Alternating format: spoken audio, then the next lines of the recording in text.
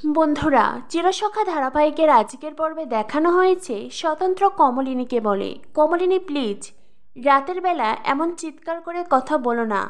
পাশের ঘরে তোমার শাশুড়ি মা আছেন, তোমার ছেলে মেয়েরা আছেন, এত রাতে তুমি এইভাবে চিৎকার করো না। কমলিনী বলে, তুমি আমায় আঘাত করছো। হ্যাঁ হ্যাঁ, তুমি আমায় আঘাত করছো। আমায় সবাই আঘাত করে, আমি তো সবারই ভালো করতে চাই। আমি আমার সবটুকু দিয়ে সবার ভালো করতে চেষ্টা করি, কিন্তু দিন শেষে আমি কারোরই মন রক্ষা করতে পারি না। কেউই আমাকে পেয়ে খুশি নয়। দিন শেষে সবাই শুধু আমাকে আঘাতই করে।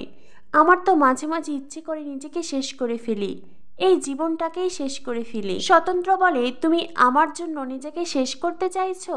কমলিনী বলে, আমি কি একবারও সেই কথা বলেছি? স্বতন্ত্র বলে, না, হয়তোবা সেই কথা বলনি, কিন্তু তেমনটাই তো প্রকাশ পাচ্ছে। কমলিনী, তুমি কাল বুবলের জন্য আমাকে অপমান করলে, সেই বুবলের জন্য যে কিনা এর আগেও আমাকে বহুবার অপমান করেছে, তোমাকে আমাকে জড়িয়ে নানান বাজে কথা বলেছে। আমি কিন্তু তখন তোমাকে কিচ্ছু বলিনি, তোমার হাতে ছাড়িনি, তোমার পাশ থেকে দূরে সরেও যাইনি, তবুও তুমি সেই বুবলের জন্য আমায় অপমান করলে। কমলিনী, তোমার কি অতীতের সেই কথাগুলো একবারও মনে পড়ে না? তখনই কমলিনী বলে, কে বলল তোমায় আমার সেই কথাগুলো মনে পড়ে না? আমার সবটাই মনে আছে। আমি কি এতটাই বেইমান, এতটাই অমানুষ যে আমি সব কিছু ভুলে যাব? স্বতন্ত্র বলে, কমলিনী, আমি একটা কথা বুঝেছি জানো তো, তোমার পরিবারের ভালো থাকা আমার ভালো থাকা এক নয়। তুমি তোমার শাশুড়ি মাকে ভালো রাখতে চাও, তোমার সন্তানদের ভালো রাখতে চাও, আর সেটাই উচিত, কারণ তুমি একজন মা। তুমি যে একজন মা, তোমার এই পরিচয়টাই সবার আগে। তুমি তোমার সন্তানদের ভালো রাখতে চাইলে আমাকে ভালো রাখতে পারবে না, কারণ আমার ভালোর সাথে ওদের ভালো থাকা জড়িয়ে নেই। এই যেমন বুবলাইয়ের কথাই ধরো না, তুমি যদি বুবলাইকে ভালো রাখতে চাও তো আমাকে তোমার জীবন থেকে বাদ দিতে হবে। আমার মনে হয় আমাদের সম্পর্কটা এমন থাকাই ভালো, বিনিশতর মালার মতো। তুমি রাতের বেলা আমার ঘরে আসবে, আমার সাথে কথা বলবে, আর তারপরে তোমার অপরাধ বোধ কাজ করবে, তুমি কষ্ট পাবে, এটা আমি মানতে পারবো না। কমলিনী বলে, বুবলাইকে আমার জীবনে দরকার নেই। যেই ছেলেটা এত বড় একটা নাটক করে সেই ছেলে আমার দরকার নেই। স্বতন্ত্র তখন কমলিনীকে বলে, আজ তুমি বুবলাইয়ের নাটক ধরতে পেরেছ, সেই জন্যই তোমার এমনটা মনে হচ্ছে। তুমি জানতে পেরেছ ও অভিনয় করেছে, কিন্তু তুমি যদি এটা জানতে না পারতে তো এখনও আমাকে বিয়ে করার অপরাধ বোধ তোমাকে কুরে কুরে খেত। এখনও তুমি ভাবতে আমাকে বিয়ে করে তুমি ভুল করেছো। কমলিনী, আমি তো তোমার মনের সব কিছু বুঝতে পারি, সেটা তুমি আমায় বলো বা না বলো। তুমি যে কষ্ট পাচ্ছিলে সেটাও আমি জানতে পেরেছিলাম, বুঝতে পেরেছিলাম, আর সেটাই আমার কষ্টের কারণ। তখনই কমলিনী বলে, তুমি কি আমার মনের সব কথাই জানতে পারো? তুমি যদি আমার মনের সব অনুভূতি বুঝতে পারতে তো এটাও বুঝতে পারতে আমি কি চাই, আমি এখন কি চাইছি। স্বতন্ত্র কমলিনীর দিকে তাকায়। কমলিনী স্বতন্ত্রকে বলে, প্লিজ আমাকে তুমি ফিরিয়ে দিও না, আমায় ফিরিয়ে দিও না তুমি। স্বতন্ত্র বলে, কমলিনী, তোমাকে ফিরিয়ে দেওয়ার ক্ষমতা যে আমার নেই। এই বলে স্বতন্ত্র কমলিনীকে নিজের বুকে জড়িয়ে ধরে। স্বতন্ত্র কমলিনীর রোমান্টিক সিন দেখানো হয়। এদিকে দেখানো হয় অয়নদীপ কুর্চিকে বলে, এই তুমি চুপ করো তো, সবসময় বৌদি বৌদি, মাথা গরম করিও না, কাল বিয়ে, আজ আমাকে রাগিও না। কুর্চি বলে, তোমার একারই শুধু রাগ হয় তাই না, আর আমার রাগ হয় না বুঝি? অয়নদীপ বলে, কুর্চি, এত রাগ কেন করছো? সারা জীবন তো এই বাড়িতেই থাকলে, ওদের সঙ্গেই তো থাকলে। তোমার ওই বৌদি মা ওরা তো তোমাকে বিনা পয়সার চাকর করে রেখেছিল, সারা জীবন সুযোগ সুবিধা নিয়েছে, আর এখন এসে তোমাকে ছাড়বে নাকি ওরা? তখনই কুর্চি বলে, এই তো তুমি আবারও সে একই কথা বলছো। যারা সারা জীবন আমার খেয়াল রাখলো, আমাকে আগলে রাখলো, তাদেরকেই কাঠগড়ায় তুলছো? অয়নদীপ বলে, ঠিক আছে, আমি কাউকে কাঠগড়ায় তুলছি না। কুর্চি, তুমি আজ এই ঘরেই থাকবে, অন্য কোথাও যাবে না। দেখো, আত্মীয় স্বজন এসেছে, বাড়ির সব রুম বুক হয়ে আছে, তুমি অন্য কোথাও থাকতেও পারবে না। তাছাড়া সবাই জানে আমাদের সম্পর্ক ঠিক হয়েছে, তাই তুমি এই ঘরেই থাকবে। কুর্চি বলে, সে তো সবাই জানে, কিন্তু আমাদের সম্পর্ক তো ঠিক হয়নি। তোমার আমার মধ্যে যে অভিমানের পাহাড় জমে আছে সেটা কখনো ঠিক হবেও না। অয়নদীপ বলে, কুর্চি, সময় আর কই বলো, আর তো বেশি সময় নেই। কুর্চি তখন অয়নদীপের দিকে তাকায়। অয়নদীপ কুর্চিকে বলে, আমার দুইবার হার্ট অ্যাটাক হয়েছিল, কই তুমি তো আমায় দেখতে আসোনি? কুর্চি বলে, আমাকে কি তুমি খবর দিয়েছিলে নাকি? অয়নদীপ বলে, খারাপ খবরগুলো তো বাতাসের আগে ছুটে যায়। তো তুমি সত্যিই জানতে পারোনি?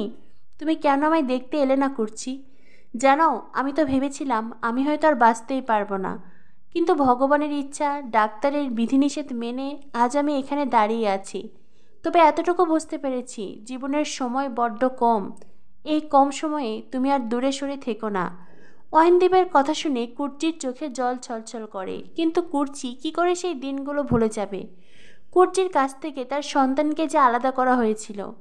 কুর্চি তার সন্তানের জন্মদিনে পায়েস রান্না করে দিয়েছে, সেই পায়েসটুকু অয়নদীপের বৌদি ডাবলুকে খেতে দেয়নি।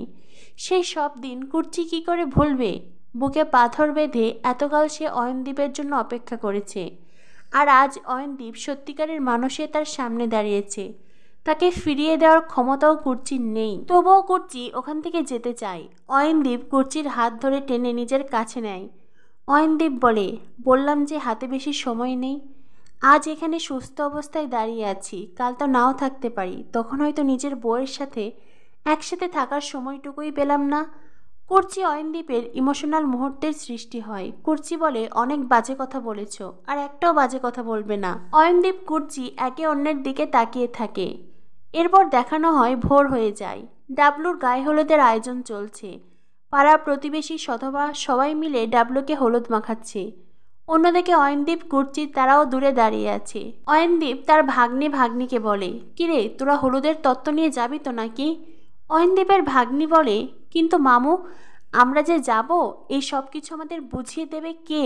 অয়নদীপ বলে, কেন রে, ওইখানে তোমার বউ দাঁড়িয়ে আছে, যা যা তোদের মামির কাছ থেকে সবটা বুঝে নে। এরপরে সবাই মিলে কুর্চিকে ঘেরাও করে। কুর্চিও সবার সাথে বেশ ভালো করেই কথা বলে।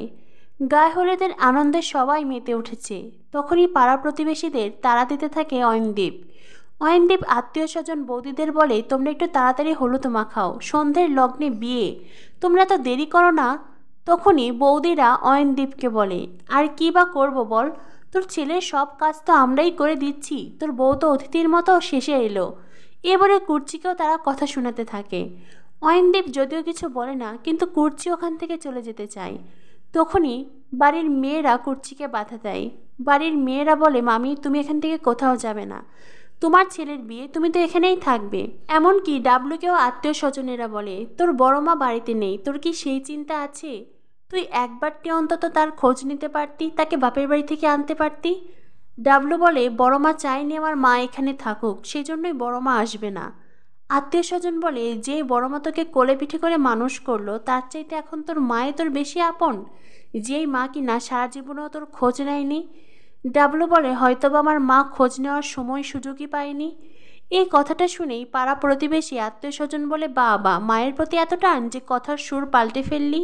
এদিকে দেখানো হয় বুবলাইকে হসপিটাল থেকে ডিসচার্জ করা হয়েছে। ডক্টর কিষানও বুবলাইকে আবারও বলে, আপনি যেটা করেছেন সেটা আইনত অপরাধ করেছেন, তবুও এ যাত্রায় পুলিশের সাথে কথা বলে আমি সবটা আপোস করে নিয়েছি, কারণ আপনি ডক্টর সত্যেন্দ্র বোসের রিলেটিভ, সেই জন্য। তবে মনে রাখবেন, আর কখনো আমার স্যারকে আপনি অপমানিত করতে চাইবেন না, আর কখনো আমার স্যারের কোনো ক্ষতি করার কথা ভাববেন না। এই বলে কৃষাণও বুবলাই আর বর্ষার পরিবারকে অনেক কথা শোনায়। বর্ষার বাবা ডক্টর কৃষাণুকে বলে, আপনি তো একজন ডক্টর, আপনি আপনার পেশেন্ট পার্টির এইসব আলোচনা নাই বা করলেন? ডক্টর কৃষাণু তখন বর্ষার বাবাকে বলে, অবশ্যই আমি এইসব কথা বলবো, কারণ এই কেসে যিনি জড়িয়ে আছেন তিনি আমার গুরু, যাকে আমি নিজের আইডল মনে করি। কেউ আমার গুরুকে অসম্মানিত করতে চাইবে, তার ইমেজ নষ্ট করতে চাইবে, আর আমি তা মুখ বুজে সহ্য করব? আর তাছাড়াও শুধুমাত্র যে আমি স্বতন্ত্র বোসের ছাত্র বলে আমি এটা করেছি তা কিন্তু নয়। প্রথমত আমি একজন মানুষ, তাই আমি আমার মানবতা থেকেও এটা করেছি। অন্যায়ভাবে আপনারা কাউকে ফাঁসাবেন, আর আমি মানুষ হয়ে সেটা কি করে মেনে নেব? দ্বিতীয়ত আমি ভারতীয় নাগরিক, তাই নাগরিক হিসেবে আমার কিছু দায়িত্ব আছেই। আর তারপরে আমি একজন ডক্টর, তাই এই সব কিছু মিলিয়ে আমার মনে হয়েছে আপনাদেরকে সাবধান করা উচিত। এরপরে ডক্টর কৃষাণও বর্ষাকেও কথা শোনায়। বর্ষাই তো কমলিনীর সাথে সবচাইতে খারাপ ব্যবহার করেছে, কমলিনীকে বুবলাইয়ের সাথে দেখা অবধি করতে দেয়নি। বর্ষা বলে, আপনি একজন ডক্টর, আপনি হয়তো ফ্যামিলির পুরো বিষয় জানেন না, আমি তো জানি। যাদের কারণে আমার হাজব্যান্ডের এমন ক্রিটিক্যাল অবস্থা হয়েছিল, আমি তাদের বিরুদ্ধে লড়াই করেছি, আর এর কারণে যদি আপনি আমাকে থানায় দিতে চান তো দিন, আমার কোনো আপত্তি নেই। ডক্টর কৃষাণও বর্ষাকে বলে, আপনি ভীষণ ডেসপারেট, তবে আপনাকে বলছি এতটা সাহস ভালো নয়। আপনি অন্য মানুষের ওপর অভিযোগ আনতে বারবার করে মিথ্যে কথা বলেছেন, বারবার করে বলেছিলেন আপনার স্বামী স্লিপিং পিল খেয়েছিল, বারবার করে বলেছেন। আর এটাও কিন্তু আইনত অপরাধ, এই কারণেও কিন্তু আমি আপনার বিরুদ্ধে অ্যাকশন নিতে পারতাম। বর্ষার বাবা বলে, কিন্তু রুদ্রর অবস্থা যে ক্রিটিক্যাল এটা তো আপনারাই জানিয়েছিলেন। তখনই ডক্টর কৃষাণও বলে, হ্যাঁ এটা আমরা জানিয়েছিলাম, কারণ একজন মানুষ যখন যে কোনো ওষুধের ওভারডোজ নেয় তখন প্রাথমিকভাবে তাকে দেখলে সেটাই মনে হয়, কিন্তু এক্ষেত্রে রুদ্র, হ্যাঁ কিছু সময় উনি ঘুমিয়েছিলেন, কিছু সময় ওনার সেন্স ছিল না, কিন্তু পরবর্তী সময়ে তো উনি সুস্থ স্বাভাবিক মানুষের মতনই সবটা বুঝতে পারছিলেন, ওনার সেন্সও ফিরে এসেছিলেন, তবুও উনি অভিনয় করে গেছেন। বুবলাইয়ের সামনে ডক্টর কৃষাণও বুবলাইয়ের পর্দা ফাঁস করে, হসপিটালের বিল মিটিয়ে বুবলাইকে এখান থেকে চলে যেতে বলে। কিন্তু হসপিটালের বিল হয়েছে 3 লক্ষ টাকা, আর এই 3 লক্ষ টাকা দেওয়ার ক্ষমতা এই মুহূর্তে বর্ষার পরিবার বা বুবলাইয়ের নেই। সেই মুহূর্তে সেখানে স্বতন্ত্র এসে হসপিটালের বিল মিটিয়ে দেয়, আর তখনই বর্ষা বলে সঠিক সময়ে টাকাগুলো আমরা ফেরত দেব। বুবলাই স্বতন্ত্রকে অপমান করে ওখান থেকে চলে যেতে বলে অকৃতজ্ঞের মতন। তখনই কমলিনী বলে, ও আমার হাজবেন্ড, তুমি যদি আমার সামনে আমার স্বামীকে অপমান করো আমিও কিন্তু সেটা সহ্য করব না। কমলিনী স্বতন্ত্রকে বলে, যেখানে তোমার কোনো জায়গা নেই, যেখানে তুমি থাকতে পারবে না সেখানে আমিও থাকতে চাই না। এই বলে কমলিনী স্বতন্ত্রকে নিয়ে ওখান থেকে চলে যায়। আর এমন দৃশ্য দেখার পরে বুবলাইয়ের মাথায় যেন আকাশ ভেঙে পড়ে। তো বন্ধুরা, অবশেষে স্ত্রী হিসেবে স্বতন্ত্রের পাশে দাঁড়ালো কমলিনী, বুবলাইয়ের অন্যায়ের প্রতিবাদ করলো সে। কি হতে চলেছে চিরসখা ধারাবাহিকে? চিরসখা ধারাবাহিকের পরবর্তী আপডেট পেতে আমাদের সাথেই থেকো। ধন্যবাদ সবাইকে।